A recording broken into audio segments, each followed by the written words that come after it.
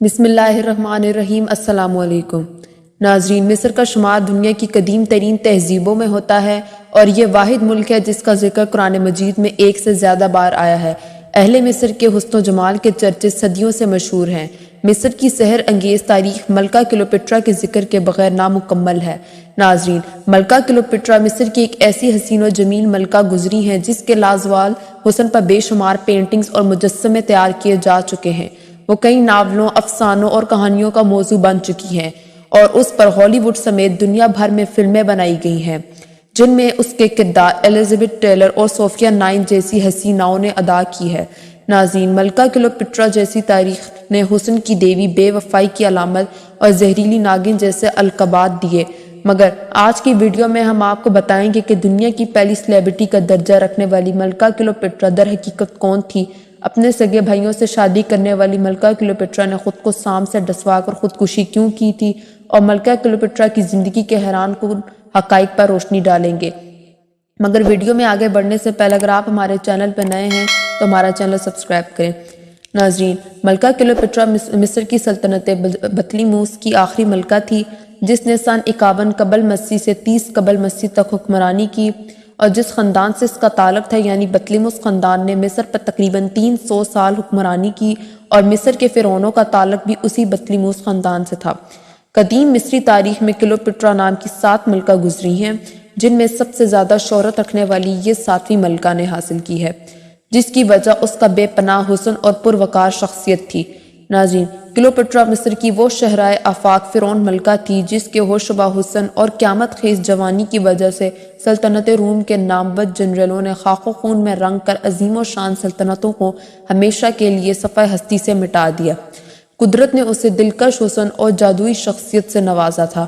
مورخین کے مطابق وہ حسن و چاشنی اور ذہانت کے جادوئی ہتھیاروں سے لیس ایک پر اسرار اور عیار عورت تھی جو سلطنت روم پر قابض ہونا چاہتی تھی۔ ناظرین، تاریخ میں فرعون کے کردار اور روایات کے مطالعے کے بعد ملکہ کلیوپٹرا کی شخصیت اور انجام کا تجزیہ قدرے مختلف ہے۔ ناظرین، کلیوپٹرا کی شادی سے بھی کئی کہانیاں منسوب ہیں۔ قدیم مصری مملکت میں تمام بادشاہ خود کو فرعون کہلاتے تھے اور روایات کے مطابق شہنشاہ اپنی سگی بہن سے شادی کرتا تھا۔ کلیوپٹرا کے 2 بھائی تھے، ایک بڑا اور دوسرا چھوٹا۔ وہ دونوں 13ویں اور 14ویں فرعون کے نام سے جانے جاتے تھے۔ 51 قبل مسیح میں باپ کے مرنے پر کلیوپٹرا کا بڑا بھائی تخت نشین ہوا اور اس نے اپنی 11 سالہ بہن کلیوپٹرا سے شادی کر لی۔ اس کی ہلاکت کے بعد چھوٹے بھائی نے تخت و تاج سنبھالا اور اس نے بھی روایات کے مطابق اپنی اسی بہن سے شادی کر لی۔ تو کلیوپٹرا 18 سال کی بھرپور جوان اور خاوند صرف 13 سال کا نابالغ بچہ تھا۔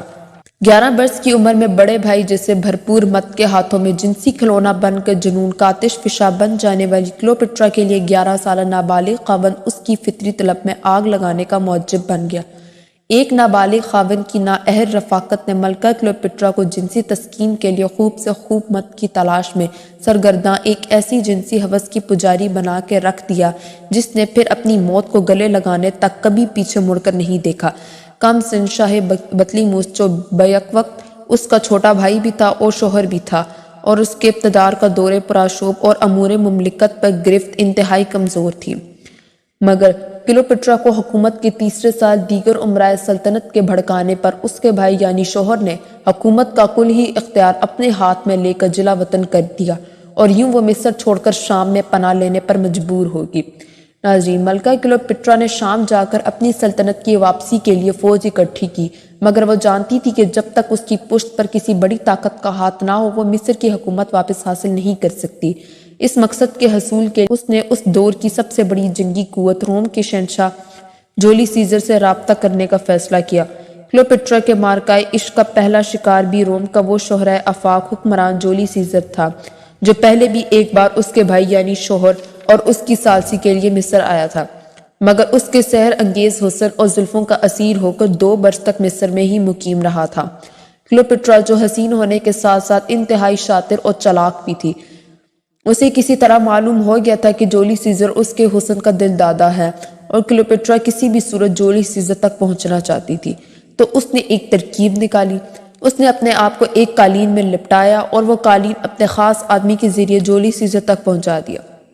ایسا عین ممکن تھا کہ جولی سیزر اس کو پکڑ کر اس کے بھائی کے سپرد کر دیتا اور وہ اس کو قتل کر دیتا، مگر کلیوپیٹرا کو اپنے حسن اور جولی سیزر کی حسن پرستی پہ اتنا اعتماد تھا کہ اس نے اپنا یہ آخری پتہ کھیلنے کا فیصلہ کیا۔ جولی سیزر کے سامنے قالین کھولا گیا تو اس میں کلیوپیٹرا برآمد ہوئی، تو اس نے کلیوپیٹرا کی طرف دیکھ کے کہکہا لگایا۔ کلیوپیٹرا کی توقع کے عین مطابق جولی سیزر اس کی زلف کا اسیر ہو گیا اور اس نے کلیوپیٹرا کے بھائی کے مقابلے میں کلیوپیٹرا کی حمایت کا اعلان کر دیا۔ ناظرین، اس وقت جولی سیزر مصر میں اپنے حریف پومپائی کے تعاقب میں آیا ہوا تھا اور اسے ختم کر کے اب وہ روم کا طاقتور ترین شخص بن چکا تھا۔ اسے فوری طور پر روم پہنچ کر وہاں کے معاملات سنبھالنے تھے، مگر اس نے اپنے آپ کو کلیوپیٹرا کی چاہت میں گم کر دیا۔ کلیوپیٹرا نے موقع پا کر اپنے بھائی کو بھی ٹھکانے لگوا دیا۔ اب اس کے راستے میں کوئی دیوار نہ تھی۔ ناظرین، بطلیموس کے فرعون کلیوپیٹرا کے بھائی یعنی شوہر کی ہلاکت پر ملکہ کلیوپیٹرا نے خاندان فرعون شاہی کا تخت و تاج سنبھال کر خدائی کے دعوے دار فرعونوں کی روایات کے مطابق خود کو دیوی کہلانا شروع کر دیا۔ حکومتی معاملات کے بعد وہ جولی سیزر کے پاس روم پہنچی اور اس کے دل کی رانی بن گئی۔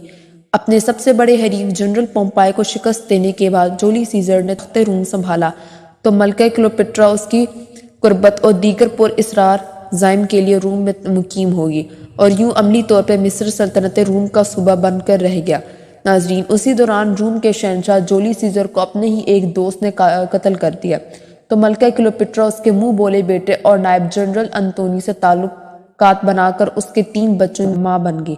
عجیب بات یہ ہے کہ جنرل انتونی نے بھی خوشی سے ملکہ کلیوپیٹرا کو اپنی دلہن بنا لیا۔ کلیوپیٹرا اور انتونی کا یہ تعلق کچھ عرصے بعد دونوں کے درمیان جنگ و جدل کے سلسلے کا سبب بن گیا۔ جنسی ہوس کے لیے مصر سے روم تک بھٹکتی ہوئی ملکہ کلیوپیٹرا کی یہ تیسری اور آخری شادی تھی۔ کلیوپیٹرا میدان جنگ سے فرار ہو کر ایک خفیہ پناہ گاہ میں جا کر چھپ گئی۔ اسی دوران اس نے انتونی کے ایک دشمن سے بھی عشق کرنا چاہا مگر ناکام رہی۔ ناظرین، نئی آرزوئے ہوس میں بے مرادی کے بعد اس نے انتونی کے ساتھ بے وفائی کا جو کھیل کھیلا، اس کا نتیجہ نہ صرف انتونی کی ہی نہیں بلکہ خود اس کو بھی عبرتناک موت کا سبب بنا۔ ناظرین، مورخین کے مطابق اس نے اپنی ایک خادمہ کے ذریعے انتونی تک یہ افواہ پہنچائی کہ کلیوپیٹرا نے دل برداشتہ ہو کر خودکشی کر لی ہے۔ عشق میں مبتلا انتونی نے اس افواہ کو حقیقت سمجھا اور تلوار سے اپنا سینہ چاک کر کے خودکشی کر لی، اور پھر انتونی کی خودکشی کی خبر سننے پر پچھتاوے کی آگ میں جلتی ہوئی کلیوپیٹرا نے خود کو زہریلے مصری کوبرا سام سے ڈسوا کر خودکشی کر لی اور تاریخ میں بے وفائی کی علامت بن کر ہمیشہ کے لیے زندہ ہو گئی۔ ناظرین، حسن و خوبصورتی کی شاہکار ملکہ مصر کلیوپیٹرا کے بارے میں کہا جاتا ہے کہ اس کی موت خود کو سام سے ڈسوانے سے ہوئی۔ تاریخی کتابوں میں اس سام کو مصری کوبرا سام کا نام دیا گیا ہے اور قدیم مصری تہذیب کے آثار میں بھی یہی کہا جاتا ہے کہ کلیوپیٹرا نے خود کو سام سے ڈسوایا تھا۔ تاہم حال ہی میں ایک جرمن ماہر تاریخ نے دعویٰ کیا ہے کہ ملکہ کلیوپیٹرا کی ہلاکت زہر کھانے سے ہوئی تھی اور یہ امکان کیا جاتا ہے کہ کلیوپیٹرا نے افیون، صنوبر اور ایک زہریلے پودے تاج الملوک کے آمیزے پر مشتمل ایک دوا کھائی جو اس زمانے میں چند گھنٹوں کے اندر ہلاک کرنے کی ایک جانی پہچانی دوا تھی۔